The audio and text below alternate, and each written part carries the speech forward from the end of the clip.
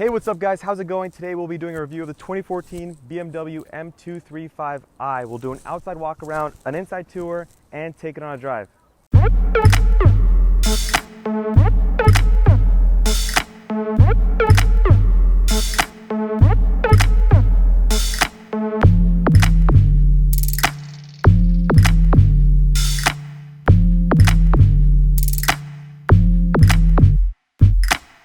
Okay, so this car looks pretty much the same as it did in 2014 since it has only gone through a mid-cycle refresh since it was launched. It comes standard with the 18-inch M Sport rims, which look great. I love the blue M Sport brakes behind it, and one unique aspect about the exterior look of this car is the silver side view mirror caps. It's an interesting touch to the M235i, and the M240 now has blacked out mirror caps. Now, everyone is quick to point out how this is not a true M car, but honestly, the specs don't need to be signed by the M division in order to make this car fun to drive. As we'll see in the test drive later in the video and here at Cold Start, this car sounds amazing and pulls on the street with 0 to 60 time of 4.4 seconds. For the record, I'm not really bothered by all the M badges on the outside. Moving on to the inside, we have the 3-spoke leather-wrapped steering wheel with paddle shifters and audio controls. The iDrive in this car is simple but has Bluetooth capabilities, so you should be set from an infotainment standpoint. Overall, it's a simple interior and modern by today's standards. Now let's take this thing on a drive and hear a cold start.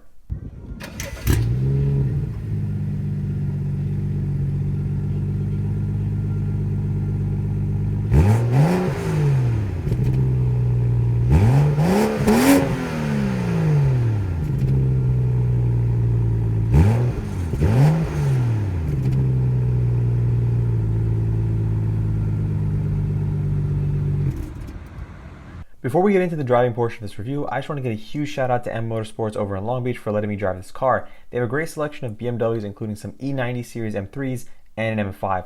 I'll link all their contact information below, as well as their current BMWs in stock. Alright, so getting in the car, first thing you kind of notice off the bat is steering's very tight. Like, there's very direct steering response, I guess I'll say. Even though it's electric, I think this is not as good as the hydraulic steering that I felt earlier in the last video in my E46 M3 review. I'll link that up here in the card. You can click and check that out. But I think for electric steering, initial impressions are good. We're not really going to push it too hard. No corners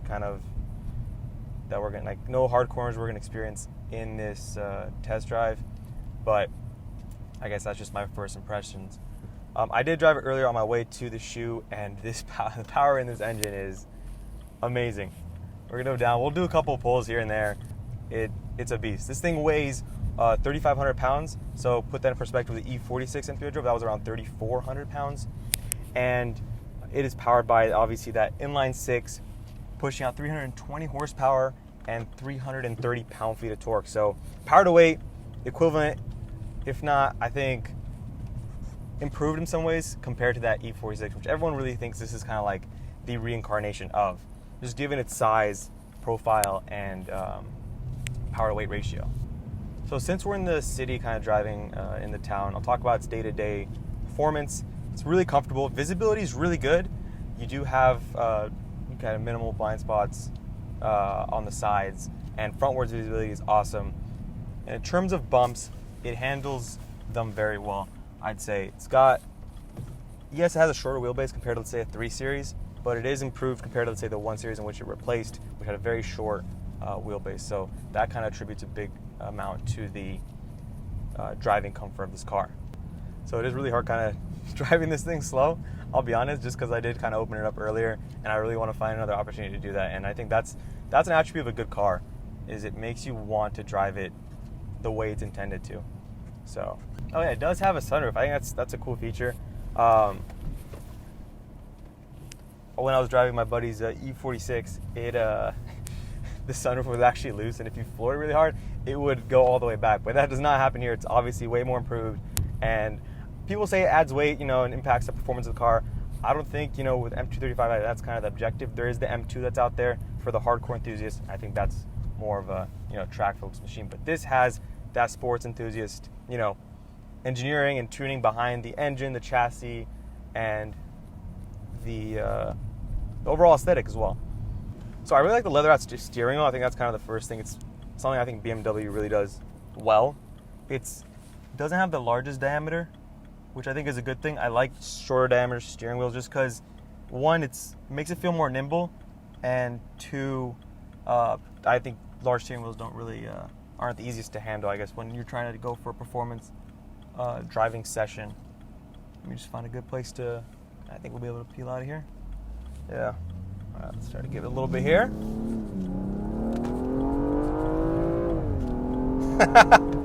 Oh my God, dude, this thing hauls. All right, I know we got some traffic, but I'll make sure we're safe here. I don't want to get in trouble or do anything dangerous. All right, but yeah, this thing, it's got an 8-speed transmission made by ZF, so it's one of the fastest shifting, strictly automatic transmissions out there. The next tier up would be a double clutch transmission, and even some of those can't compete with the performance of this. You know, with combination of comfortable day-to-day driving as well as fast performing shifts when you want to really, take advantage of the power this thing has. That's really the key feature. I mean, yes, you have the technology, you have your iDrive system, infotainment system. So there are two main options when it comes to the iDrive. There's the widescreen, and then there's a standard infotainment system. This does have the standard one, but as long as you have aux and Bluetooth, which this does have, I think you'll be set. Your phone does most of the work anyways, and with the advent of modern iPhone software and Android software, it's really all you need to integrate with a car seamlessly. Let's see what else we got. We got a sport mode and eco mode. So I'm not even in sport or eco, but just kind of, it's been really adaptive to my driver input. I think, if you do mash it, it will shift to the appropriate amount of gears necessary for you to really optimize the power of the engine. We can try eco mode, see how if it does dull it down a lot. I know some eco modes tend to do that. So yeah, let's kind of put in that, I guess, while we get to the nice parts. So you pretty much set it on the screen. It shows you the efficient dynamic mode, and then you can configure it to Eco Pro. We won't do that right now. We'll just see what the standard one's like, because that's what most people are going to use day to day. All right, so you know what, guys?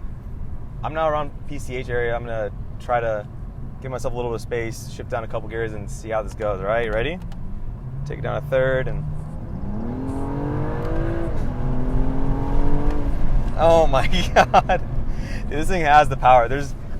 Yes, the M2's out there. Yes, it now has the actual, same engine as the M3 and the M4. But, I really don't think you need that. I think, especially given the price, depreciation in a way is a beautiful thing. It makes cars more accessible to people who really want them. And this car is at the $24,000 mark, which brand new was 44, 46. So in terms of value proposition, I don't see why someone would get another car, for that same price. Yes, obviously there's, a maintenance aspect to it, and that's understandable. But I think, if this is something that you really want, the driving, experience, the performance, and the comfort at the same time, this is a good package. It was a good package back in 2014, and I think it still is today.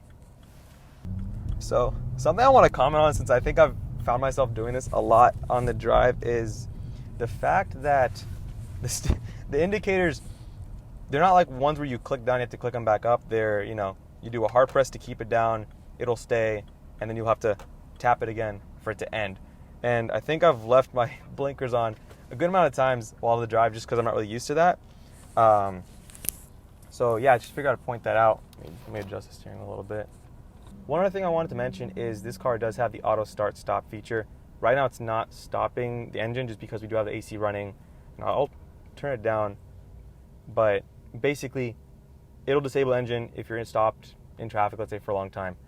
And yeah, we can try it, but from what I've seen and researched, it's pretty seamless. It doesn't really jolt the car that much. I think they figured it out and fine-tuned it really well. Cool, so it's cleared up a little bit, and yeah, we'll do a couple more of these. That's kind of the highlight here in terms of day-to-days, giving it a go. So let's do it again. I'm just gonna match, not even gonna downshift. All right, guys, ready? 1, 2, 3.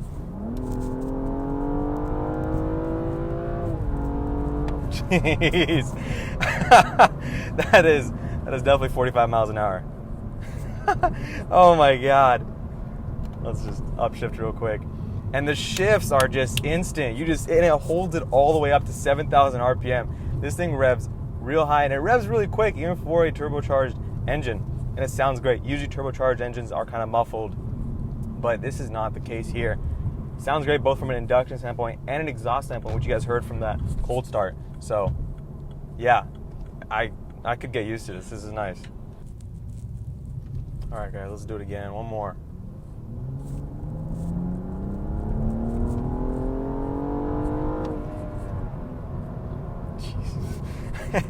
All right, yeah, it never gets old, that's for sure. I think this is gonna be a car you're gonna have to learn to not drive fast everywhere, and yeah, I'm sure the handling characteristics at the limit are also really good. Unfortunately, I can't try that here, but maybe one day we can take this up in the canyons or something similar and test that out. So yeah, that's pretty much all I had for this review. I'm gonna wrap it up here. So if you guys want to see anything else or have any questions about the car, comment them down below. Let me know if you guys want to see any other cars. I'll definitely keep an eye out in the comment section and kind of use that to plan out my next couple of videos. So thank you guys for watching. If you liked it, smash that like button and subscribe if you want to see more. Appreciate you guys, and I'll see you guys in the next one. Peace.